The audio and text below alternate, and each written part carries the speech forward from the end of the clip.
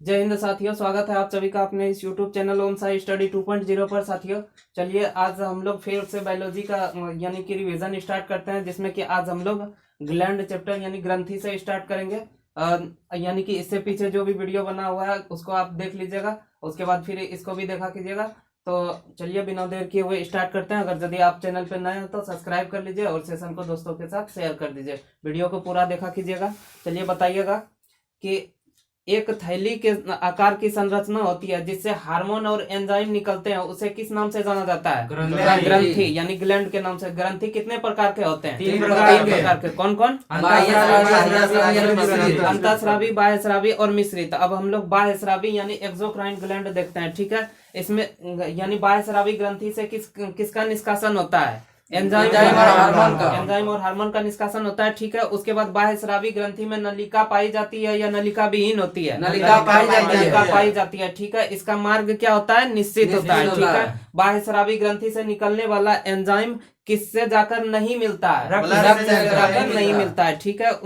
यानी कि अब बताइएगा कि बाह्यस्रावी ग्रंथि कौन कौन से है? मुख्य रूप से बताइए। श्वेत ग्रंथि, अधो ग्रंथि, दूध ग्रंथि, लार ग्रंथि और मोम यानी सीरम जो निकलता है, पसीना, सीबम, ये सभी बाह्यस्रावी ग्रंथि हो गया, ठीक है।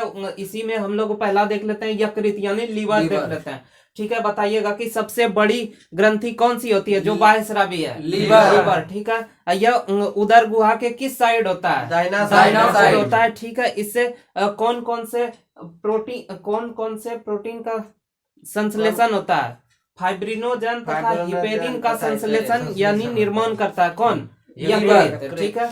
यह कार्बोहाइड्रेट तथा प्रोटीन का उपापचय यानी तोड़फोड़ करता है। जो विटामिन वसा में घुलनशील रहते हैं वे कहाँ जाकर संचित होते हैं? यकृत में जाकर संचित होते हैं। जैसे कि कौन कौन सा विटामिन यकृत में होते हैं? एडी, ठीक है। एडी मुख्यतः होता है, लेकिन वसा में कौन कौन से विटामिन घुलनशील होते हैं? एडीई के, ठीक है। उसके बाद बताइएगा कि शरीर में सर्वाधिक कोलेस्ट्रॉल कहाँ पाया जाता है? यकृत में पाया जाता है, ठीक है। उसके बाद यकृत से निकलने वाला द्रव्य जो पित्त का रंग को हरा कर देता है वो कौन सा द्रव्य होता है? बिलीवर्डिन, ठीक है। उसके बाद बताइएगा कि यकृत में पाया जाने वाला कौन सा द्रव्य जिसकी अधिकता से पीलिया रोग होता है? बिलीरुबिन। हाँ, ये हो गया बिलीरुबिन, ठीक है। उसके बाद बताइएगा कि अमोनिया को यूरिया में कौन बदल देता है? यकृत, ठीक है। यकृत ग्लूकोज को किस में बदल देता है? ग्लाइकोजन में, ठीक है। ग्लाइकोजन। अतः यकृत के निष्क्रिय यानी खराब हो जाने पर शरीर में ग्लूकोज की मात्रा क्या होती है? बढ़ जाती है, ठीक है। यकृत किसको? कार्बोहाइड्रेट को तोड़ के वसा में बदलता है, उसके बाद फिर कोलेस्ट्रॉल में बदल जाता है, ठीक है। कोलेस्ट्रॉल रासायनिक रूप से क्या होता है? स्टेरॉइड होता है, ठीक है। उसके बाद बताइए भोजन में जहर देकर मारे गए व्यक्ति की जांच के लिए किस अंग का जांच किया जाता है? यकृत का, ठीक है। उसके बाद बताइएगा कि भ्रूण अवस्था में जो आरबीसी का निर्माण होता है वो कहाँ होता है? अस्थिमज्जा, यकृत के मेसोडर्म में होता है, ठीक है। उसके बाद बताइएगा कि पित्त का रंग जो हरा था कौन सा एंजाइम के कारण था? बिलीवर्डिन। और मल का रंग जो पीला होता है वो किससे होता है? बिलीरुबिन के कारण, जिसके अधिकता के कारण कौन सा रोग हो जाता है? जॉन्डिस यानी पीलिया रोग, ठीक है। उसके बाद बताइएगा कि जहर के प्रभाव को कौन सा अंग कम कर देता है? लीवर, यकृत यानी कि लीवर। उसके बाद बताइएगा कि यकृत में कुफर सेल या कीड़ा या विषाणु जीवाणु को क्या करता है? मार देता है, ठीक है। यकृत यानी लीवर में पित्त रस बनता है जिसमें कौन कौन से धातु पाए जाते हैं?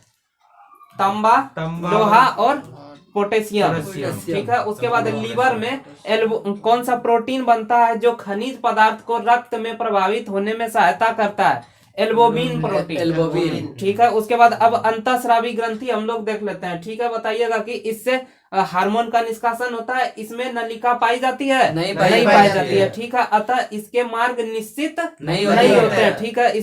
इसमें निकलने वाले हार्मोन यानी रक्त में जाकर मिल जाते हैं, ठीक है। बताइएगा कि इसका उदाहरण कौन कौन सा है? Hypothalamus, pineal, thyroid, parathyroid, thymus और एड्रिनल, गोनाड, पीयूष अंतःस्रावी ग्रंथि है। इसकी संख्या कितना है? 9 है, ठीक है। उसके बाद बताइएगा पहला देखते हैं कि यानी कि यानी दूसरा मनुष्य के शरीर में सबसे छोटा दूसरा सबसे छोटा ग्रंथि कौन होगा? पीयूष ग्रंथि। ठीक है, उसके बाद बताइएगा, ऐसे ऑप्शन के हिसाब से रहता है, यानी सबसे छोटा पूछा जाता है तो पीयूष ही मारा जाता है। ठीक है, उसके बाद बताइएगा यह कैसी ग्रंथि है? अंत या बाह्य स्रावी ग्रंथि? अंतःस्रावी ग्रंथि। पीयूष ग्रंथि का भार कितना होता है? 0.6 ग्राम। 0.6 ग्राम। ठीक है, उसके बाद यह मस्तिष्क के बीचों बीच पाया जाता है। ठीक है, यानी कि इसे अन्य किस नाम से जाना जाता है? मास्टर ग्रंथि। ठीक है, इससे कितने प्रकार के हार्मोन निकलते हैं? 11 प्रकार के हार्मोन निकलते हैं। ठीक है, पीयूष ग्रंथि से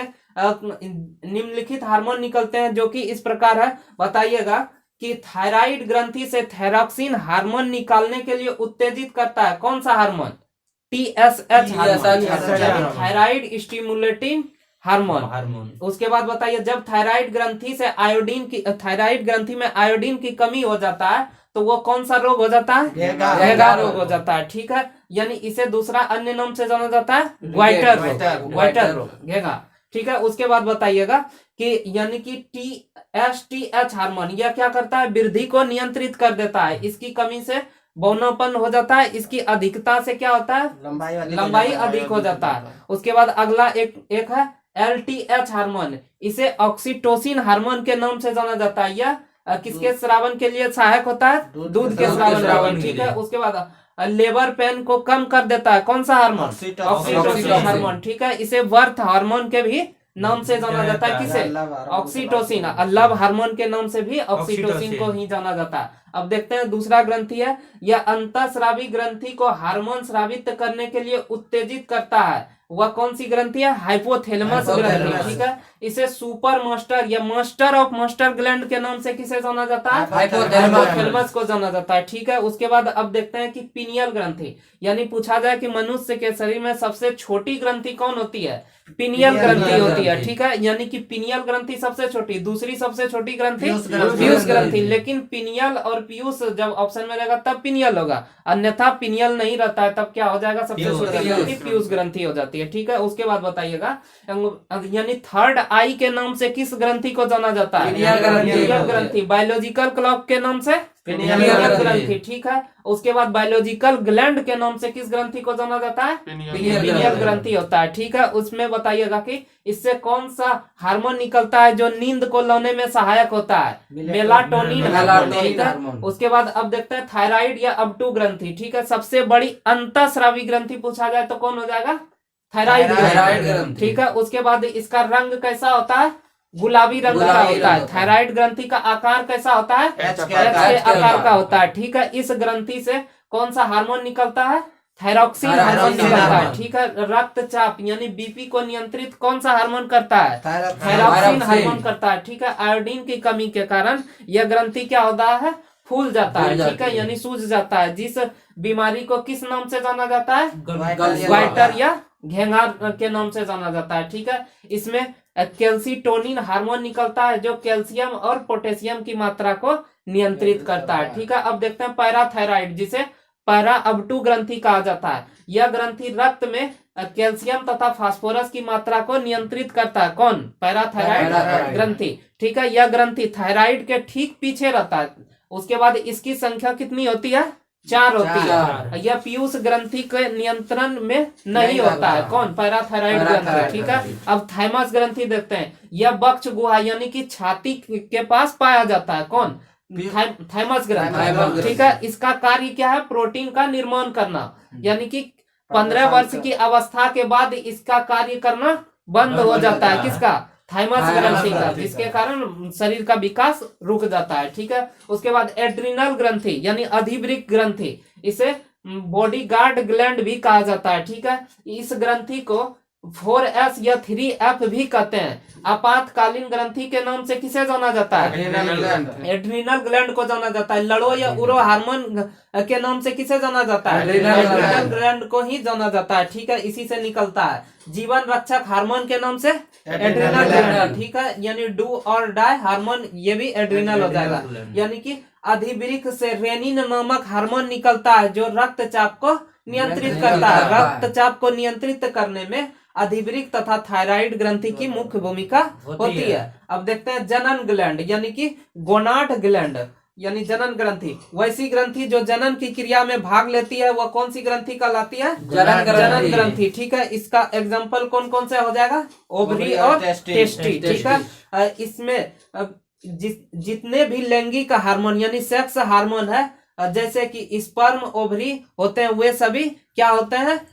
स्टेरॉइड होते हैं। ठीक है, उसके बाद अब मिक्स्ड ग्लैंड यानी कि मिश्रित ग्रंथि देखते हैं। यह ग्रंथि हार्मोन तथा एंजाइम दोनों का स्रावन करता है। ठीक है, अतः इसमें अंतःस्रावी और बाह्यस्रावी दोनों ग्रंथि आते हैं, यानी दोनों के गुण आते हैं, अतः इसे मिक्स ग्लैंड के नाम से जाना जाता है। बताइएगा कि एकमात्र मिक्स ग्लैंड कौन सा है? अग्नाशय। ठीक है, उसके बाद बताइए अग्नाशय के बारे में अब हम लोग देख लेते हैं। यानी पूछा जाए कि शरीर में दूसरी सबसे बड़ी ग्रंथि कौन सी होती है? अग्नाशय। पहली सबसे बड़ी ग्रंथि यकृत यानी लीवर होता है। ठीक है, इसे अग्नाशय को मिश्रित ग्लैंड के नाम से जाना जाता है। पूर्ण पाचक एंजाइम रस यानी कि लाइपेज, एमाइलेज, ट्रिप्सिन, ये कहाँ से निकलता है? अग्नाशयी रस से, अग्नाशय से निकलता है। लेंगरहैंस की द्वीप कोशिका किसे कहा जाता है? अग्नाशय को कहा जाता है। इसमें कितने प्रकार के कोशिकाएं पाई जाती है?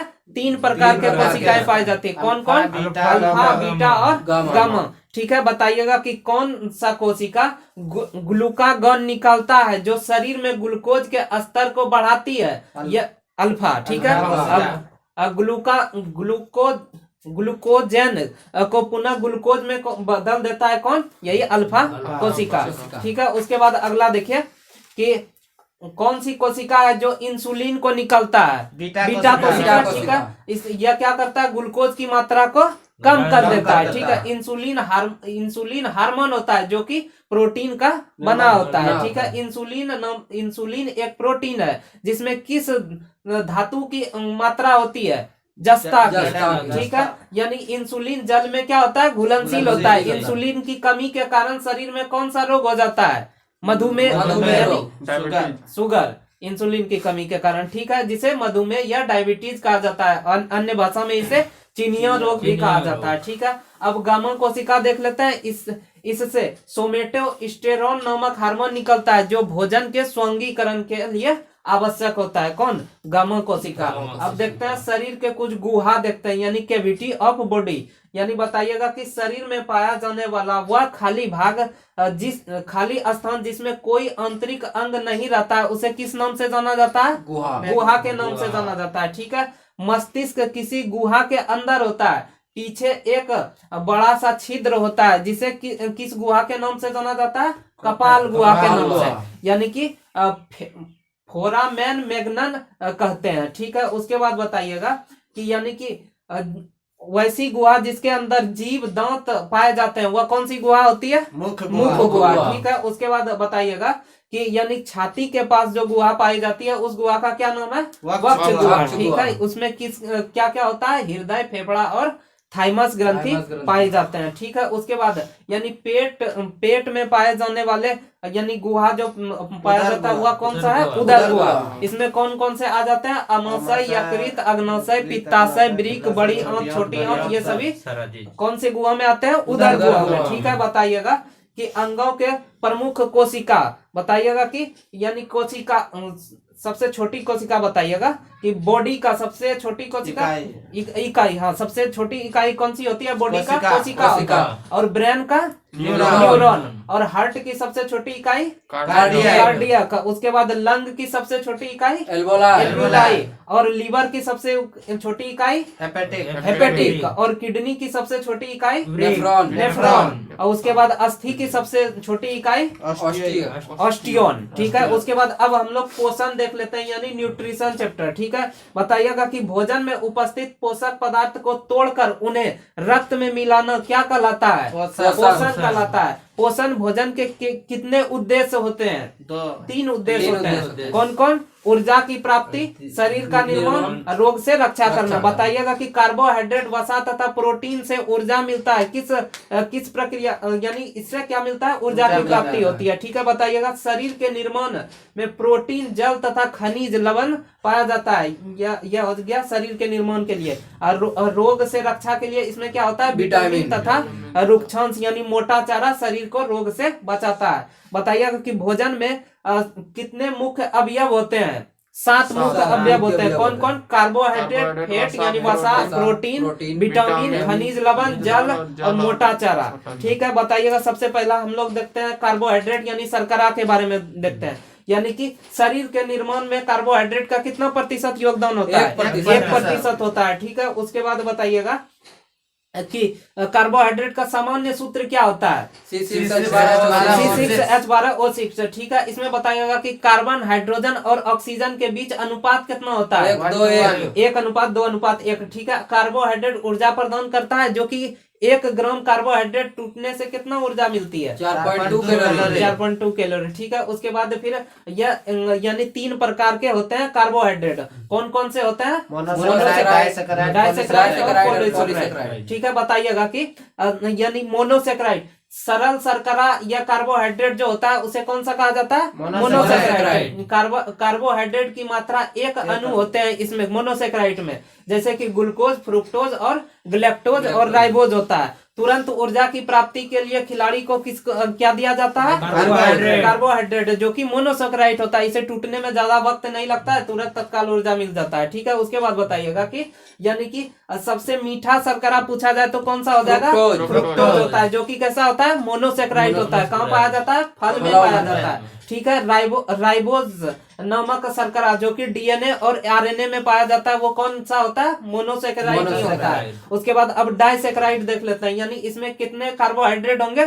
2 कार्बोहाइड्रेट के अणु मिलकर डाइसैकेराइड बनाएंगे। मोनोसैकेराइड की तुलना में यह थोड़ा क्या होता है? जटिल होता है। बताइएगा, अब बताइएगा कि ग्लूकोज और फ्रुक्टोज मिलकर किसका निर्माण करता है? सुक्रोज का।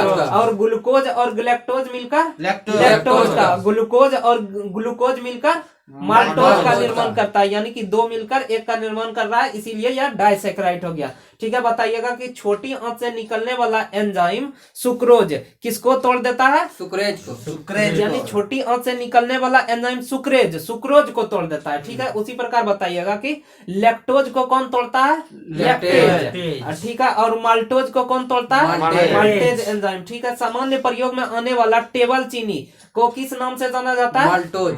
नहीं, सुक्रोज होता है। ये कौन होता है? सुक्रोज को टेबल सॉल्ट के नाम से जाना जाता है। ठीक है, उसके बाद सॉल्ट नहीं, टेबल चीनी। ठीक है, टेबल शुगर। उसके बाद गन्ना और चुकंदर से प्राप्त किया जाता है कौन सा? सुक्रोज प्राप्त किया जाता है। ठीक है, दूध में लैक्टोज शर्करा, जबकि कैसीन में प्रोटीन पाया जाता है। ठीक है, उसके बाद दूध में पूछा जाएगा शर्करा कौन सा होता है? लैक्टोज। और प्रोटीन दूध में कौन सा होता है? कैसीन होता है। ठीक है, अब पॉलीसैकेराइड देख लेते हैं। यानी कि सबसे जटिल शर्करा कौन सा होता है? पॉलीसैकेराइड होता है। ठीक है, इसका निर्माण कितने कार्बोहाइड्रेट से मिलकर होता है? 2 या 2 से अधिक। ठीक है, उसके बाद बताइएगा कि जैसे इसमें कौन सा आ जाएगा? काइटिन, सेलुलोज, स्टार्च यानी और ग्लूकोजेन क्या होता है? मोनोसैकेराइड या पॉलीसैकेराइड होता है। ये एसआई में पूछा गया था कि ग्लूकोजेन क्या है? Polysaccharide, monosaccharide, disaccharide. तो ये हो जाएगा पॉलीसैकेराइड हो जाएगा। ठीक है, उसके बाद बताइएगा पौधे में ग्लूकोज का निर्माण होता है, किंतु इसे स्टार्च यानी मंड के रूप में वह क्या करता है? संचित कर लेता है। ठीक है, अर्थात स्टार्च यानी ग्लूकोज का बहुलक स्टार्च का बहुलक पूछा जाए तो कौन सा हो जाएगा? ग्लूकोज का बहुलक स्टार्च हो गया। ठीक है, उसके बाद बताइएगा कि स्टार्च को अल्फा ग्लूकोज भी कहा जाता है। ठीक है, आयोडीन घोल को काला या नीला कौन कर देता है? स्टार्च कर देता है। ठीक है, आयोडीन की जांच के लिए किसका प्रयोग किया जाता है? स्टार्च का। क्या स्टार्च पानी में घुलनशील होता है? नहीं होता। ठीक है, उसके बाद बताइएगा कि कैप्सूल का जो ऊपरला आवरण होता है वह किसका बना होता है? स्टार्च का बना होता है। ठीक है, और कीटों के बाह्य त्वचा जो बनी होती है वह किसकी बनी होती है? काइटिन की बनी होती है। ठीक है, उसके बाद बताइएगा कि पेड़ पौधे की छाल जो बना होता है वो किसका होता है? सेलुलोज का होता है। ठीक है, कागज, कपास तथा नोट की मुद्रा किसकी बनी होती है? सेलुलोज की बनी होती है। यानी सेलुलोज एक तंतु आहार यानी रेशेदार है, जो कि इसे क्या मनुष्य पचा सकता है? नहीं पचा सकता है। जानवर इसे पचा सकता है, यानी कि और सुअर भी सेलुलोज को नहीं पचा सकता है। ठीक है, सेलुलोज से सेलुलोज को बीटा ग्लूकोज भी कहा जाता है। सेलुलोज को कौन सा? Beta glucose. और यहाँ हम लोग स्टार्च देखे थे, स्टार्च को अल्फा ग्लूकोज कहा जाता है। ठीक है, उसके बाद बताइएगा अनाज के बाहरी परत पर स्टार्च यानी मंड रहता है, जबकि अनाज के आंतरिक भाग में क्या होता है?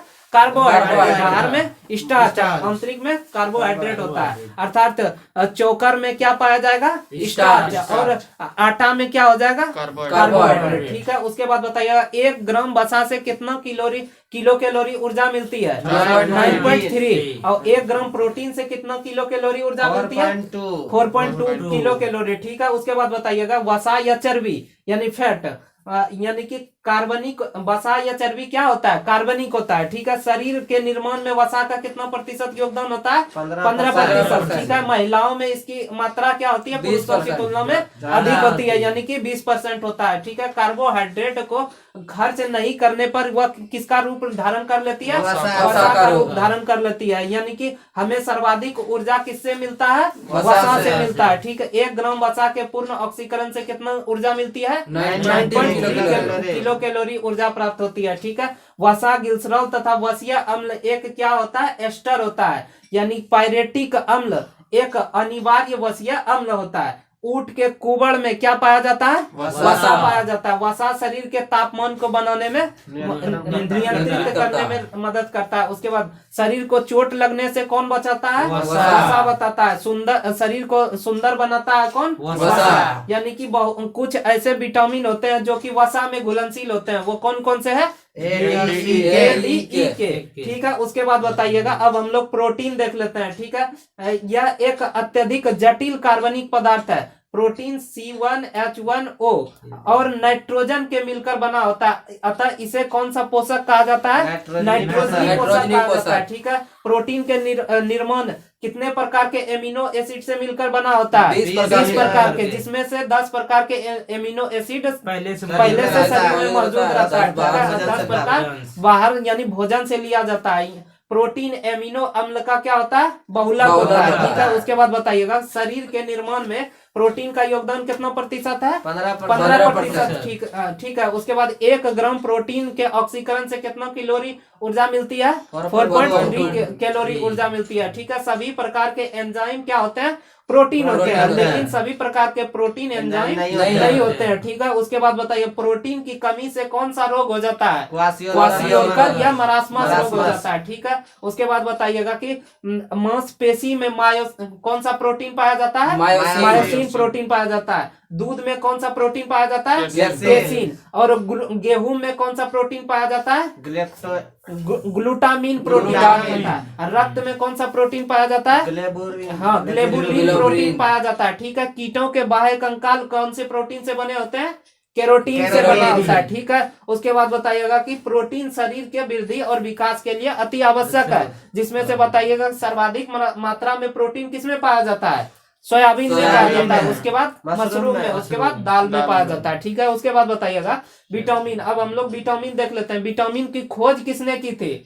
ल्यूवेन ने की थी। ठीक है, और इसका नामकरण किसने किया था? हंक ने किया था। ठीक है, रोगों से रक्षा कौन करता है? विटामिन करता है। ठीक है, उसके बाद यह जल में क्या होता है? घुलनशील होता है। बताइएगा कि कौन सा विटामिन जल में घुलनशील होता है? बी और सी, यानी कि बी और सी जल में घुलनशील और अन्य सभी वसा में घुलनशील होता है। ठीक है, उसके बाद बताइएगा कि यानी कि vitamin A, D, E, K जो कि विटामिन वसा में घुलनशील होता है, यह कहाँ जाकर जमा हो जाता है? यकृत में। ठीक है, उसके बाद बताइएगा कि विटामिन A यकृत में संचित रहेगा, अतः वसा की कमी के कारण बहुत से विटामिन शरीर में नहीं काम करते हैं। ठीक है, उसके बाद बताइएगा नहीं करते हैं। विटामिन हमें ऊर्जा प्रदान करता है। ठीक है, शरीर के रोग से रक्षा कौन करता है? विटामिन करता है। और शरीर के निर्माण करने में किसकी सहायता होती है? प्रोटीन की, न कि विटामिन की होती है। ठीक है, अब हम लोग देख लेते हैं सभी विटामिन को एक एक करके। बताइएगा कि विटामिन ए का रासायनिक नाम क्या है? रेटिनॉल है। प्रतिरक्षी विटामिन पूछा जाए तो कौन हो जाएगा? Vitamin A. ठीक है, उसके बाद क्योंकि यह संक्रमण से बचाता है, कौन? Vitamin A. यानी पीले फलों में कौन सा विटामिन पाया जाता है? ए पाया जाता है। ठीक है, सर्वोत्तम स्रोत विटामिन ए का कौन होता है? गाजर होता है। विटामिन ए की कमी से कौन सा रोग हो जाता है? रतौंधी रोग हो जाता है। ठीक है, उसके बाद मछली के यकृत और पनीर अंडा में कौन सा विटामिन पाया जाता है? Vitamin A. अब हम लोग देख लेते हैं विटामिन बी। विटामिन बी का रासायनिक नाम क्या होता है?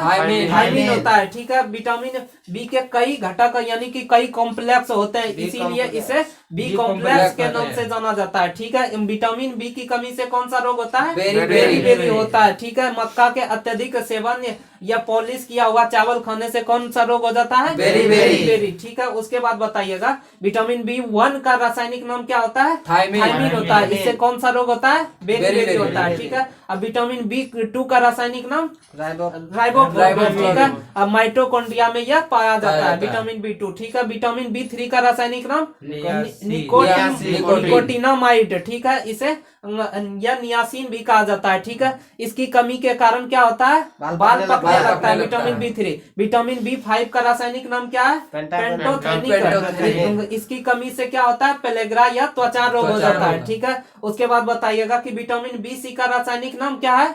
पायरिडॉक्सिन। इसकी कमी से एनीमिया नामक रोग हो जाता है विटामिन B6 के कमी से। तो यह किसमें होता है? महिलाओं में एनीमिया विटामिन B6 के कमी के कारण। उसके बाद विटामिन B7 का रासायनिक नाम बायोटीन होता है। इसकी कमी के कारण लकवा मार देता है। यह सल्फर में अत्यधिक मात्रा में B7 पाया जाता है। ठीक है, विटामिन B11 का रासायनिक नाम क्या है? फॉलिक अम्ल। ठीक है, इसकी कमी के कारण पेचिश रोग हो जाता है। उसके बाद विटामिन B12 का रासायनिक नाम क्या है? साइनोकोबालामिन। ठीक है, साइनोकोबालामिन। इसमें कार्बन मोनोऑक्साइड की मात्रा कोबाल्ट की मात्रा अधिक पाई जाती है। ठीक है, साइनोकोबालामिन में कोबाल्ट की मात्रा अधिक पाई जाती है। कोबाल्ट की उपस्थिति का पता यानी स्पेक्ट्रोस्कोपी से लगाया जाता है। ठीक है, बताइएगा कि यानी पुरुष में अगर यदि एनीमिया पूछा जाए तो किस विटामिन की कमी के कारण? विटामिन B12 की कमी के कारण होता है। ठीक है, उसके बाद बताइएगा कि दूध, अंडा, सब्जी तथा मछली के तेल में कौन से विटामिन पाए जाते हैं?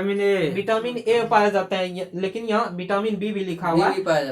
ठीक है, उसके बाद फिर बताइएगा विटामिन B7 यानी बायोटीन का ही एक अन्य नाम है। क्या नाम है? Vitamin H। ठीक है, उसके बाद बताइएगा विटामिन सी, इसका रासायनिक नाम क्या होता है? Ascorbic acid. विटामिन सी किस फल में अत्यधिक पाया जाता है? खट्टे पदार्थ में, जिसमें कि सर्वोत्तम किसमें पाया जाता है? आंवला में। ठीक है, उसके बाद फिर दूध, दही और मांस में विटामिन सी पाया जाता है? नहीं पाया जाता है। ठीक है, उसके बाद फिर अत्यधिक शराब पीने से कौन सा विटामिन नष्ट हो जाता है? विटामिन सी।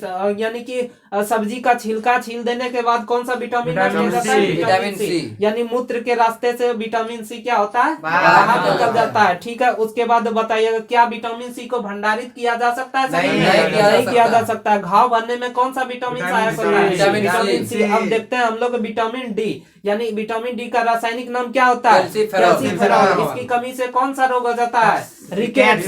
ठीक है, मछली के तेल में कौन सा विटामिन पाया जाता है? विटामिन डी और ए भी पाया जाता है। ठीक है, उसके बाद बताइएगा कि सूर्य के प्रकाश से कौन सा विटामिन प्राप्त होता है? Vitamin D. यानी कि सूर्य के प्रकाश से शरीर स्वतः निर्माण कर लेता है विटामिन डी। ठीक है, यानी कि एकमात्र विटामिन जो हार्मोन भी है विटामिन डी, और वही एकमात्र विटामिन जो कि प्रतिरक्षी विटामिन है विटामिन ए। ठीक है, उसके बाद सबसे तेजी से बनने वाला विटामिन कौन सा होता है? विटामिन डी होता है। ठीक है, उसके बाद हम लोग देख लेते हैं विटामिन, अब ई देख लेते हैं। ठीक है, बताइएगा विटामिन ई का रासायनिक नाम क्या है? टोकोफेरॉल। ठीक है, इसकी कमी से क्या होता है? जनन क्षमता प्रभावित हो जाती है। ठीक है, विटामिन ई की मात्रा सर्वाधिक किसमें होता है? अंकुरित अनाज में होता है। ठीक है, उसके बाद बताइएगा कि कोशिकाओं द्वारा स्वतः संश्लेषण या निर्माण कर लिया जाता है कौन सा? Vitamin E. ठीक है, अब हम लोग विटामिन के देखते हैं। विटामिन के का रासायनिक नाम क्या है? Folic acid. ठीक है, उसके बाद बताइए विटामिन के का कार्य क्या है? रक्त का थक्का बनाना। ठीक है, उसके बाद फिर अगर यदि अत्यधिक मात्रा में विटामिन के शरीर में हो जाता है तो कौन सा क्या हो जाता है? हेमरेज हो जाता है। ठीक है, यानी कि फट जाता है और थक्का हो जाता है। ठीक है, उसके बाद बताइएगा कि सर्वाधिक मात्रा में विटामिन के किसमें पाया जाता है? टमाटर और सब्जियों में पाया जाता है। ठीक है, उसके बाद अत्यधिक मात्रा में विटामिन के होने के बाद शरीर के लिए खतरा है। ठीक है, बताइएगा खनिज। अब हम लोग खनिज देखते हैं, शरीर में कितने प्रकार के खनिज पाए जाते हैं, खनिज की आवश्यकता होती है 29 प्रकार के खनिज की आवश्यकता होती है। ये कार्बनिक नहीं होते हैं, अतः यह अकार्बनिक होते हैं। खनिज को कितने श्रेणी में बांटा गया है, दो श्रेणी में, यानी कि एक बृहद और एक सूक्ष्म में। इससे पहले हम लोग देख लेते हैं विटामिन के रासायनिक नाम के लिए एक, अगर यदि आप ट्रिक याद रखना चाहते हैं तो इसका हो जाएगा रथ ए टाफी। ठीक है, यानी कि रेटिनॉल, थायमिन, एस्कार्बिक और कैल्सीफेरॉल, टेकोफेरॉल और फॉलिक्यूनॉन। ठीक है, A B C D E F हो जाएगा। उसके बाद फिर अगर यदि विटामिन बी कॉम्प्लेक्स का आप ट्रिक जानना चाहते हैं तो इसका हो जाएगा थोड़ा न्यू पेंट पर बसा, यानी कि B1 हो जाएगा थायमिन, B2 हो जाएगा राइबोफ्लोविन, B3 हो जाएगा नियासिन और B5 हो जाएगा पेंटोथेनिन थायमिन और B6 हो जाएगा पायरिडॉक्सिन और B7 बायोटिन और B12 साइनोकोबालामिन हो जाएगा। ठीक है, उसके बाद बताइएगा अभी हम लोग कहाँ देख रहे थे, तो यानी खनिज के बारे में देख रहे थे। बताइएगा बृहद खनिज के बारे में अब हम लोग चलते हैं, यानी कि शरीर को अत्यधिक मात्रा में किसकी जरूरत होती है, बृहद खनिज की। ठीक है, इसमें कौन कौन से आ जाते हैं, calcium, phosphorus, potassium, sulphur, sodium, chlorine और मैग्नीशियम। ठीक है, बताइएगा कि कैल्शियम यानी रक्त को थक्का बनाने में कौन सा यानी खनिज सहायक होता है, कैल्शियम। और धातु भी पूछा जाए तो कौन सा हो जाएगा, कैल्शियम ही हो जाएगा, जो कि फिर एसआई में पूछा गया था अभी। ठीक है, बताइएगा कि अस्थि एवं दांतों का निर्माण किससे होता है, कैल्शियम से होता है। ठीक है, बताइएगा कि चावल कैल्शियम चावल में पाया जाता है, नहीं पाया जाता है। दूध में अत्यधिक मात्रा में कैल्शियम पाया जाता है। कैल्शियम की कमी से कारण बच्चों में कौन सा रोग हो जाता है, रिकेट्स हो जाता है। ठीक है, बताइएगा कि फास्फोरस या अस्थि या दांतों का निर्माण किससे होता है, कैल्शियम से होता है। पोटेशियम हृदय की धड़कन को नियंत्रित करता है। ठीक है, बताइएगा कि सोडियम यानी रक्तचाप को नियंत्रण कौन सा धातु करता है, सोडियम करता है। ठीक है, उसके बाद फिर तंत्रिकाओं को आवेग का संचरण कौन सी धातु करता है, सोडियम करता है। शरीर में जल को रोके रहता है कौन, सोडियम। ठीक है, उसके बाद बताइएगा कि मैग्नीशियम शरीर में बहुत कम मात्रा में आवश्यकता होती है। अब हम लोग देख लेते हैं सूक्ष्म खनिज, यानी कि इसकी आवश्यकता शरीर को बहुत कम पड़ती है। इसमें कौन कौन से आ जाते हैं, आयोडीन आ जाते हैं और लोहा, कोबाल्ट और यानी कि एफ से हो जाएगा क्लोरीन। ठीक है, और मोलिब्डेनम। ठीक है, बताइएगा अब हम लोग जल देख लेते हैं, यानी वाटर। जल कार्बनिक है या अकार्बनिक, कार्बनिक है। ठीक है, बताइएगा कि जल का सूत्र क्या होता है, H2O। इसमें बताइएगा हाइड्रोजन और ऑक्सीजन का अनुपात कितना होता है, 2:1 होता है। शरीर में कितना प्रतिशत जल पाया जाता है, 65%। इसकी कमी से कौन सा रोग हो जाता है, डिहाइड्रेशन हो जाता है। ठीक है, और चक्कर आने लगता है, यानी कि जल की कमी के कारण। जल शरीर के तापमान को नियंत्रित रखता है, यानी उत्सर्जन की क्रिया में जल सहायक होता है। ठीक है, अब मोटा चारा यानी कि रुक्षांश देख लेते हैं, यानी क्या मोटा चारा मनुष्य पचा सकता है, नहीं पचा सकता है। ठीक है, ये क्या होता है, रेशेदार होता है। आहार नाल की दीवारों को साफ करने में ये मदद करता है। ठीक है, उसके बाद बताइएगा कि शरीर में जल को रोके रखता है कौन, मोटा चारा। उसके बाद जैसे में क्या हो जाता है, साग के डंठल, यानी उसके बाद बताइएगा शरीर में निम्नलिखित पोषक पदार्थ पाए जाते हैं कौन कौन, यानी जैसे बताइएगा कि जल शरीर में कितना प्रतिशत, 65%। वसा कितना प्रतिशत, 16%। महिलाओं में वसा 20% होता है। प्रोटीन कितना प्रतिशत पाया जाता है, 15%। खनिज कितना परसेंट पाया जाता है, 4%। और कार्बोहाइड्रेट 1%। ठीक है, उसके बाद शरीर के विभिन्न तत्व, जैसे बताइएगा कि ऑक्सीजन शरीर में कितना प्रतिशत, 65%। कार्बन 18.5%। हाइड्रोजन 9.5 यानी 9.5%। नाइट्रोजन 3.2% और कैल्शियम 1.5% और फास्फोरस 0.4% और मैग्नीशियम 0.1%। उसके बाद बताइएगा कि एंजाइम के बारे में हम लोग देख लेते हैं कि पाचन की क्रिया में सहायक होता है एंजाइम। इसका रासायनिक रूप क्या होता है, यह रासायनिक रूप से प्रोटीन होता है। एंजाइम जो होता है रासायनिक रूप से प्रोटीन होता है। हमारे यानी हार्मोन हमारे शरीर में उत्तेजनाओं का नियंत्रण करता है। ठीक है, हार्मोन जैविक रासायनिक उत्प्रेरक होता है, यानी कि उत्तेजनाओं का निर्माण कौन करता है, हार्मोन। और फिर मतलब पचौने सब में सहायता कौन करता है, एंजाइम करता है। ठीक है, उसके बाद उपापचय यानी मेटाबॉलिज्म देख लेते हैं, शरीर के अंदर की समस्त क्रियाएं यानी कि रिएक्शन जिससे किसी पदार्थ का संश्लेषण, निर्माण या अपघटन, टूटना होता है, उस क्रिया को क्या कहा जाता है? मेटाबॉलिज्म यानी उपापचयन कहा जाता है। ये कितने प्रकार के होते हैं? दो प्रकार से होते हैं। कौन कौन होते हैं? उपचय यानी एनाबॉलिज्म और कैटाबॉलिज्म, उपचय और अपचय। ठीक है, बताइएगा कि छोटे छोटे पदार्थ एक बड़े पदार्थ का निर्माण करते हैं, उसे क्या, कौन सी क्रिया कहते हैं? एनाबॉलिज्म। ठीक है, उसके बाद फिर यानी कि बड़े पदार्थ को तोड़कर छोटा छोटा कर देता है वो कैटाबॉलिज्म। जैसे कि भोजन को हम लोग करते हैं, छोटा छोटा तोड़ देता है, यानी वो पाचन क्रिया कैटाबॉलिज्म। ठीक है, उसके बाद बताइएगा कि प्रोटीन निर्माण में कितने एमिनो अम्ल की आवश्यकता होती है? 20। ग्लूकोज के निर्माण में कितने एटीपी की आवश्यकता होती है? 38 एटीपी। ठीक है, जटिल पदार्थ यानी सरल पदार्थ में टूटना कौन सी क्रिया कहलाती है? जटिल पदार्थ सरल में टूटना कैटाबॉलिज्म। जैसे कि पाचन की क्रिया और श्वसन की क्रिया कौन सी है? कैटाबॉलिज्म। ठीक है, यानी कि जिसे अपचय क्रिया कहा जाता है। विटामिन, एंजाइम तथा हार्मोन सभी उपापचय को नियंत्रित करता है। ठीक है, बताइएगा। अब हम लोग मानव रोग की ओर चलते हैं। ठीक है, मानव शरीर के किसी अंग में होने वाले विकार या विकृति को किस नाम से जाना जाता है? रोग के नाम से जाना जाता है। ठीक है, बताइएगा कि रोग कई प्रकार के होते हैं। जैसे कि बताइएगा कि एक पीढ़ी से पीढ़ी दर पीढ़ी जो चलता है रोग, उसे कौन सा रोग कहा जाता है? आनुवंशिक रोग कहा जाता है। हेमोफीलिया और वर्णदता कौन सा रोग है? आनुवंशिक रोग है। ठीक है, वैसे रोग जो एक दूसरे से नहीं फैलता है उसे कौन सा रोग कहा जाता है? असंक्रामक रोग। जैसे इसका एग्जाम्पल कैंसर, हृदय, किडनी, ये सभी बीमारी जो होता है कौन सा होता है? और संक्रामक रोग। वैसे रोग जो एक से दूसरे में फैल जाता है उसे कौन सा रोग कहा जाता है? संक्रामक रोग। जैसे कि चेचक, टीबी, ये सभी संक्रामक रोग है। ठीक है, रोग मुख्यतः कौन कौन से होते हैं संक्रामक? प्रोटोजोआ के द्वारा होता है, कवक के द्वारा होता है, कृमि के द्वारा, जीवाणु के द्वारा और विषाणु के द्वारा होता है। ठीक है, अब हम लोग देख लेते हैं प्रोटोजोआ के द्वारा कौन कौन सा रोग होता है जो कि संक्रामक रोग होता है। इसके लिए आपको एक ट्रिक याद रखना है।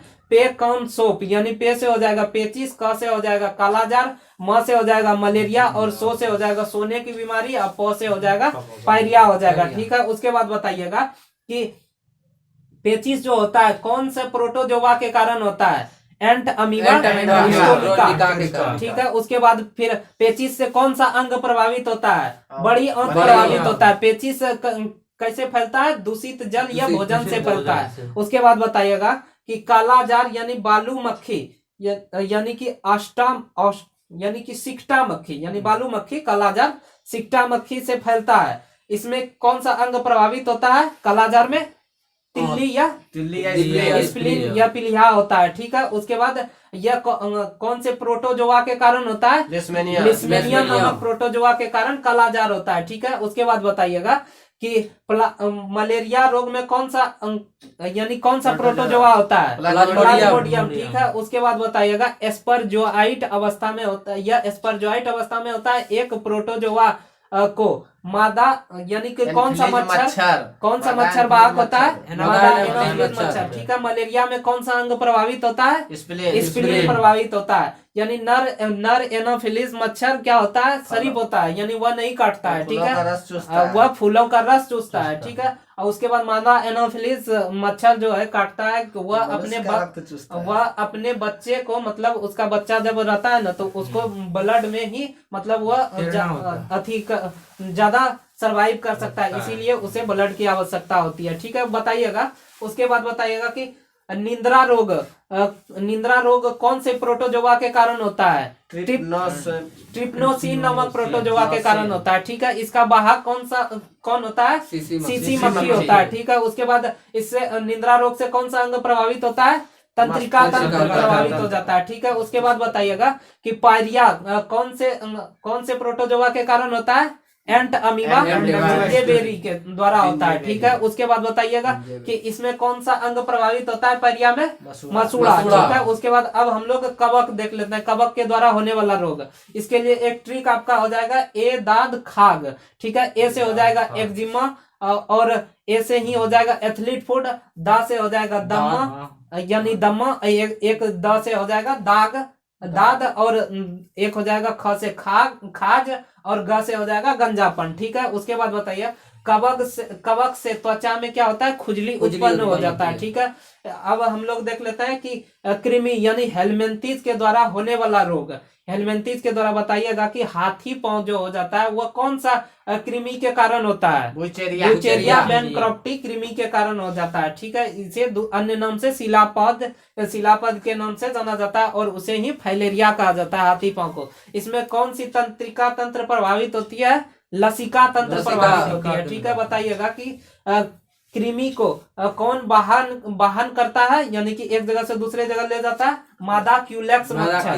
अगर जो पूछा जाए फाइलेरिया किसके द्वारा वाहक होता है, मादा क्यूलेक्स मच्छर। ठीक है, अब अतिसार यानी डायरिया को देख लेते हैं। ठीक है, इसमें है कि यह बीमारी एस्केटिस नामक कृमि से होता है। डायरिया में कौन सा अंग प्रभावित होता है, आंत प्रभावित हो जाता है, आंत में घाव हो जाता है। यानी अकबर की जो मृत्यु हुई थी किससे हुई थी, डायरिया के कारण ही हुई थी। ठीक है, उसके बाद विभिन्न प्रकार के मच्छर और मक्खी से होने वाला रोग बताइएगा कि मलेरिया किससे होता है, मादा एनोफिलीज मच्छर से, फाइलेरिया मादा क्यूलेक्स मच्छर से, और डेंगू एंडीज मच्छर, मादा एंडीज यानी सभी मादा ही रहेंगे, एंडीज मच्छर से। और सोने की बीमारी सीसी मक्खी से, और उसके बाद फिर हैजा या कॉलरा घरेलू मक्खी से, और उसके बाद फिर कालाजार सैंड फ्लाई या बालू मक्खी से होता है, उसी को सिकता मक्खी भी कहा जाता है। अब देखते हैं जीवाणु द्वारा होने वाला रोग। इसके लिए आपको एक ट्रिक याद रखना होगा, डिप्सिटिका कुटनी है। ठीक है, उसके बाद डी से हो जाएगा डिप्थीरिया, प से हो जाएगा प्लेग, सी से हो जाएगा सिफिलिस, टी से हो जाएगा टिटनस, और का से हो जाएगा काली खांसी, कु से हो जाएगा कुष्ठ रोग, ट से टाइफाइड और टीबी हो जाता है, नी से हो जाएगा निमोनिया, और है से हो जाएगा हैजा, उसी को कोलरा कहा जाता है। बताइएगा कि डिप्थीरिया में कौन सा अंग प्रभावित होता है, श्वसन तंत्र प्रभावित हो जाता है। डिप्थीरिया से बचने के लिए किसका टीका लगाया जाता है, डीपीटी का टीका लगाया जाता है। डीपीटी के टीका को ही ट्रिपल वैक्सीन कहा जाता है। डीपीटी का फुल फॉर्म क्या होता है, डिप्थीरिया, पर्ट्यूसिस और टेटनस। ठीक है, उसके बाद बताइएगा कि यानी किस रोग को काली मौत के नाम से जाना जाता है, प्लेग को। ठीक है, प्लेग किससे फैलता है, चूहों से फैलता है। ठीक है, बताइएगा सिफिलिस या ग्लोनेरिया जो कि जनन से संबंधित रोग होता है, वो कौन सा है, सिफिलिस ही है। ठीक है, उसके बाद फिर बताइएगा कि टिटनस को अन्य किस नाम से जाना जाता है, धनुष टंकार और लॉक जॉ के नाम से जाना जाता है, यानी उसमें जबड़ा बंद हो जाता है। मरीज को इसमें क्या किया जाता है, अंधेरे कमरे में रखा जाता है। ठीक है, उसके बाद बताइए, यानी कि सूर्य के प्रकाश में, यानी प्रकाश में होने के बाद उसका कीटाणु जो होता है तो वो सक्रिय हो जाता है, इसीलिए उसे अंधेरे कमरे में रखा जाता है। बताइएगा कि यानी कि टाइफाइड के बारे में बताइएगा, टाइफाइड से कौन सा अंग प्रभावित होता है, आंत प्रभावित होता है। इसे अन्य किस नाम से जाना जाता है, मियादी बुखार के नाम से। उसके बाद बताइएगा कि यानी टीबी से कौन सा अंग प्रभावित होता है, फेफड़ा।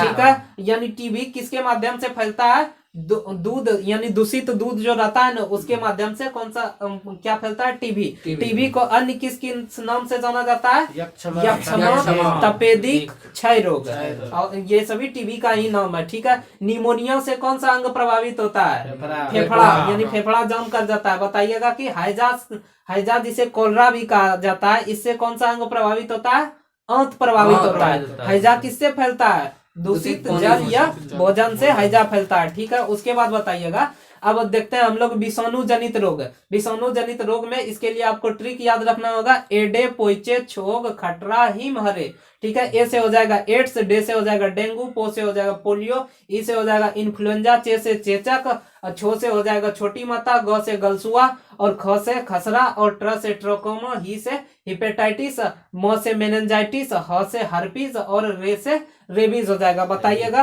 कि यानी कि रोग कौन ऐसा बीमारी है जिसमें रोग प्रतिरोध क्षमता खत्म हो जाता है, एड्स में। ठीक है, एड्स में रोग प्रतिरोध क्षमता ही खत्म हो जाता है, यानी कि WBC के टी कोशिका प्रभावित हो जाती है। ठीक है, एड्स का फुल फॉर्म क्या होता है, एक्वायर्ड इम्यून डेफिशिएंसी सिंड्रोम। ठीक है, उसके बाद इसके लिए कौन सा वायरस मुख्य रूप से उत्तरदायी होता है, HIV। ठीक है, HIV का फुल फॉर्म क्या होता है, ह्यूमन इम्यून डिफिशियंसी वायरस। ठीक है, उसके बाद बताइएगा कि विश्व में एड्स का पहला मरीज कहाँ देखा गया था, कैलिफोर्निया में कब देखा गया था? 1981 ईस्वी में। भारत में पहला मरीज कब देखा गया था? 1992 में। कहाँ देखा गया था? गोवा में देखा गया था। ठीक है। HIV वायरस एक प्रकार का कौन सा वायरस है?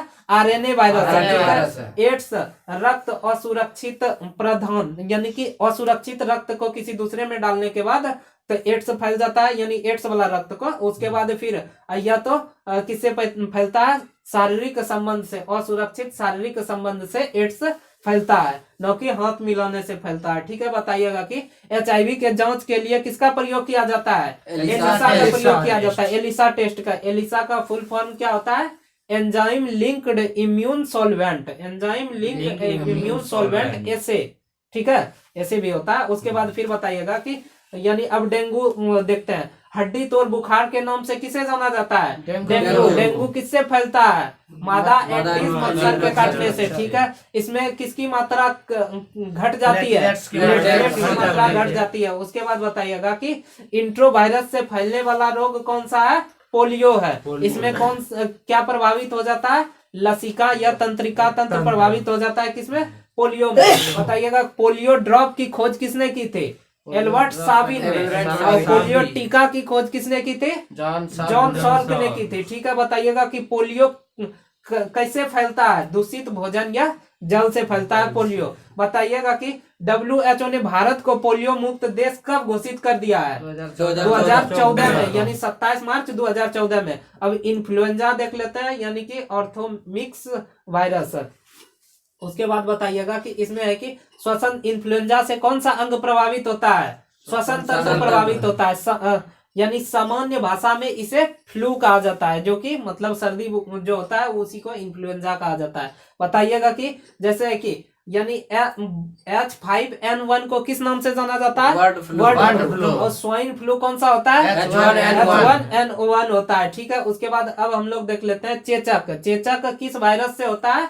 बेरियोला वायरस से। इसे अन्य किस नाम से जाना जाता है? चेचक को स्मॉल पॉक्स के नाम से। इसमें कौन सा अंग प्रभावित होता है? त्वचा प्रभावित होता है। चेचक के टीका की खोज किसने की थी? एडवर्ड जेनर ने की थी। ठीक है। उसके बाद भारत में यह एक महामारी के रूप में बीमारी थी, जो अभी कम हो गया है, जिससे सैकड़ों लोग की जान जाती थी। 1975 के बाद इसका भारत से उन्मूलन यानी समाप्त कर दिया गया। चेचक अभी भारत में नहीं है। ठीक है। उसके बाद बताइएगा कि गलसुआ से कौन सा अंग प्रभावित होता है? गलसुआ से लार ग्रंथि प्रभावित हो जाती है। ठीक है। यानी यह एक कैसा रोग है? जीवाणु जनित या विषाणु जनित? विषाणु जनित रोग है। ठीक है। उसके बाद बताइएगा कि छोटे बच्चों में त्वचा या श्वसन तंत्र को प्रभावित करता है कौन सा? खसरा रोग है। ठीक है। यानी कि यह किसके द्वारा, यानी एंटीबायोटिक के द्वारा इसे ठीक किया जाता है। ठीक है। वर्तमान में इसका कोई एंटीबायोटिक उपलब्ध नहीं है। किसका? खसरा का। अब ट्रोकोमा देख लेते हैं। ट्रोकोमा किस अंग की बीमारी है? आंख की बीमारी है। ठीक है। इस पे आंख पर क्या होता है? मांस छा जाता है। ठीक है। उसके बाद बताइएगा हेपेटाइटिस यानी पीलिया। पीलिया एक डीएनए वायरस है या RNA वायरस है? RNA वायरस है। ठीक है। इससे पीलिया से कौन सा अंग प्रभावित होता है? यकृत यानी लीवर प्रभावित होता है। ठीक है। उसके बाद बताइएगा कि मेनिंजाइटिस से कौन सा अंग प्रभावित होता है? मस्तिष्क प्रभावित होता है। अल्जाइमर या सिजोफ्रीनिया नामक बीमारी किस अंग से संबंधित है? मस्तिष्क से ही संबंधित है। यानी अपने दुनिया में खोया जो रहता है उसी को सिजोफ्रेनिया कहा जाता है, जो कि हर किसी आदमी को देखा जाता है। ठीक है। उसके बाद बताइएगा कि यानी कि हर्पीज, इससे कौन सा अंग प्रभावित होता है? हर्पीज से त्वचा प्रभावित होता है। ठीक है। यानी कुत्ते के काटने से कौन सा रोग होता है? रेबीज। ठीक है। इससे कौन सा अंग प्रभावित होता है? रेबीज से तंत्रिका तंत्र। ठीक है। रेबीज वायरस की खोज किसने की थी? लुई पास्चर ने की थी। ठीक है। उसके बाद फिर अब हम लोग मिर्गी देख लेते हैं। मिर्गी या अपस्मार नामक बीमारी से कौन सा अंग प्रभावित होता है? तंत्रिका तंत्र। ठीक है। उसके बाद यह बीमारी अत्यधिक मात्रा में जल को देखने पर या ताप बढ़ने पर मिर्गी बीमारी हो जाती है, यानी उत्पन्न हो जाती है, जिसको होता है। ठीक है। उसके बाद फिर बताइए, अब देखते हैं कैंसर, यानी कि कोशिकाओं में हुए असमान वृद्धि को ही किस नाम से जाना जाता है? कैंसर के नाम से जाना जाता है। इसे अन्य किस नाम से जाना जाता है? ल्यूकीमिया के नाम से जाना जाता है, यानी ल्यूकीमिया विषाणु के नाम से भी जाना जाता है। कैंसर होने में जो समय लगता है उस समय को क्या कहा जाता है? टैलेंट पीरियड कहा जाता है। ठीक है, कैंसर के लिए कीमियोथेरेपी का प्रयोग करते हैं। कैंसर के अध्ययन किसके अंतर्गत किया जाता है? ऑन्कोलॉजी के अंतर्गत। कैंसर के इलाज किस किरण के माध्यम से किया जाता है? गामा किरण के माध्यम से, जो कि कोबाल्ट 60 होता है। ठीक है, उसके बाद इंटरफेरॉन दवा से ही कैंसर का इलाज किया जाता है। कैंसर से प्रभावित कोशिका को नियोप्लाज्मा या ट्यूमर कहा जाता है, यानी जब छोटा रूप रहता है तब ट्यूमर कहलाता है, बड़ा रूप होने के बाद वह कैंसर कहलाने लगता है। उसी को अन्य दूसरा नाम कर्क रोग भी कहा जाता है कैंसर को। उसके बाद फिर डिफिशियंसी डिजीज, यानी कि कमी के कारण, वैसे बीमारी जो किसी पोषक पदार्थ की कमी के कारण होता है, वह कौन सा बीमारी होता है? डिफिशियंसी डिजीज होता है। ठीक है, जैसे एनीमिया, यानी बताइएगा कि आयरन की कमी के कारण कौन सा रोग होता है? एनीमिया। आयोडीन की कमी के कारण प्रोटीन की कमी के कारण क्वासियोलर या मरासमस होता है। अब विटामिन ए की कमी के कारण, विटामिन B1 की कमी के कारण, विटामिन सी की कमी के कारण, विटामिन डी के कमी के कारण रिकेट्स यानी घेंगा होता है। यानी कि ये सभी विटामिनों की कमी से होने वाला रोग है। ठीक है, उसके बाद बताइएगा कि यानी कि अब देखते हैं कि दवाइयों के प्रकार कुछ देख लेते हैं। ठीक है, दवाई शरीर में पहुंचकर WBC को क्या करता है? मजबूत कर देता है। बीमारियों से लड़ने में यह सहायता करता है, यानी उत्तेजित करता है WBC को। कौन? यानी कि दवाई। बताइएगा कि यानी एंटीबायोटिक यानी प्रतिजैविक का कार्य क्या है? एंटीबायोटिक का कार्य है जीवाणु को मार देना। ठीक है, जैसे कि एंटीबायोटिक कौन कौन है? पेनिसिलिन हो जाएगा, क्लोरोमाइसिटिन हो जाएगा, माइसिन हो जाएगा, टेट्रासाइक्लिन हो जाएगा। ठीक है, उसके बाद बताइएगा कि एंटीसेप्टिक यानी कि जंगनाशी या रोगाणुनाशी यानी प्रतिरोध, यह क्या करता है? एंटीसेप्टिक क्या करता है? घाव को ठीक कर देता है। ठीक है, ये कौन इसमें होता है? बोरिक अम्ल होता है, डिटॉल, ये सभी क्या है? डिटॉल, बोरिक अम्ल, आयोडीन, क्लोरोमीन, ये सभी क्या है? एंटीसेप्टिक है। उसके बाद एंटीपायरेटिक क्या होता है? ज्वारनाशी, यानी ज्वार मतलब तापमान को, यानी बुखार को ठीक करता है। इसका कौन कौन सा हो जाएगा? एस्पिरिन हो जाएगा, सर्पाचरिन, और उसके बाद फिर पैरासीटामोल, क्लोरोऑक्सीनोल, ये सभी क्या है? ज्वारनाशी है। उसके बाद फिर अब देख लेते हैं एनाल्जेसिक, जो कि पीड़ाहारी या दर्द निवारक होता है, यानी यह दर्द को ठीक कर देता है। यानी कि एनाल्जेसिक के सेवन से क्या होता है? बाद में नींद भी आने लगता है, क्योंकि इसमें क्या पाया जाता है? मॉर्फिन, हीरोइन सबकी मात्राएं पाई जाती है। ये सभी क्या होते हैं? एनाल्जेसिक, यानी दर्द निवारक होता है। उसके बाद होता है एंटी फर्टिलाइजी, यानी कि प्रति दुश्मन या प्रजनन, यानी बेहोश करने के लिए इसका प्रयोग किया जाता है। जैसे कि कौन हो जाएगा? क्लोरोफॉर्म का उपयोग किसमें किया जाता है? बेहोश करने में। ईथर का प्रयोग बेहोश करने में। एनेस्थीसिया का प्रयोग बेहोश करने में किया जाता है। ठीक है, उसके बाद बताइएगा कि अब टॉक्सिक इफेक्ट, यानी औषधि के अत्यधिक सेवन से, अधिक मात्रा में दवाई खा लेने पर यह जहरीला प्रभाव पड़ने लगता है। इसे ही टॉक्सिक प्रभाव कहते हैं। जैसे मॉर्फिन के अत्यधिक सेवन से सांस से संबंधित समस्या हो जाता है। ठीक है, उसके बाद बताइएगा कि यानी कि पैरासीटामोल किसके लिए दवाई है? बुखार के लिए। उसके बाद पैरासीटामोल बुखार के लिए, पैरासीटामोल का उपयोग सिर दर्द में भी किया जाता है। ठीक है, विटामिन B कॉम्प्लेक्स, इसका उपयोग किया जाता है ताकत के लिए। ठीक है, उसके बाद फिर बताइएगा कि अब हम लोग देख लेते हैं सलाइन जो होता है, पानी का बोतल जो चढ़ाया जाता है, तो वो कितने प्रकार के होते हैं? कौन कौन से होते हैं? यानी तत्काल ऊर्जा की आवश्यकता के लिए क्या किया जाता है? सलाइन चढ़ाया जाता है, यानी कि पानी चढ़ाया जाता है। ठीक है, इसमें एक होता है डेक्सट्रोज या D5 या D10, यह सामान्य बीमारी तथा डिलीवरी के समय चढ़ाया जाता है। कौन? डेक्सट्रोज, D5 या D10 वाला। ठीक है, किंतु खांसी के मरीज को इसे नहीं चढ़ाया जाता है, क्योंकि इसमें शुगर की मात्रा होती है। ठीक है, और इसीलिए शुगर के मरीज को भी ये डेक्सट्रोज, D5 और D10 नहीं चढ़ाया जाता है। NS यानी कि नॉर्मल सलाइन यानी कि नॉर्मल वाटर जो होता है, यह ब्लड शुगर वाले पेशेंट को भी चढ़ाया जा सकता है। इसमें दवा डाला जा सकता, यानी कि देखते होंगे कि डॉक्टर आके दवाई जो डाल देता है वो NS वाला रहता है, NS वाला में दवाई डाला जा सकता है, अन्य किसी में अन्य दवाई का कंपोनेंट पहले से ही मिला हुआ रहता है, ठीक है। उसके बाद एक होता है DNS, यह सामान्य किसी को भी दिया जाता है, यानी DNS वाला किसी को भी, हाँ, जनरल को चढ़ाया जा सकता है, यानी डाइस्टोज नॉर्मल वाटर, ठीक है। उसके बाद इसमें लेकिन शुगर वाले को DNS नहीं दिया जाता है, शुगर वाले के लिए सिर्फ NS ही है, ठीक है। उसके बाद फिर एक होता है RL होता है, ये सामान्य प्रयोग में आता है किंतु ब्लड शुगर वाले को नहीं दिया जाता, RL भी। और उसके बाद फिर यानी कि सेफ्रॉन तथा मेट्राट्रोन, ये ऑपरेशन के बाद जो चढ़ाया जाता है वह कौन सा पानी होता है, सेफ्रॉन तथा मेट्राटोन। और एक होता है हेमेक्सिल, हेमेक्सिल का प्रयोग किया जाता है, यह तत्काल अत्यधिक ऊर्जा के लिए यानी इसका प्रयोग किया जाता है हेमेक्सिल का। यानी उसके बाद बताइएगा कि अब बताइएगा कि डेंगू के बुखार में क्या होता है, प्लेटलेट्स की मात्रा बढ़ जाती है, ठीक है। उसके बाद बताइएगा, अब इस प्रकार से हम लोग का आज खत्म हो गया बायोलॉजी, आज हम लोग का जूलॉजी खत्म हो गया। उसके बाद फिर हम लोग कल से बॉटनी देखेंगे। अगर यदि आप चैनल पे नए हो तो चैनल को सब्सक्राइब कर लीजिए और सेशन को दोस्तों के साथ शेयर कर दीजिएगा। चलिए कल फिर मिलेंगे अगले वीडियो में।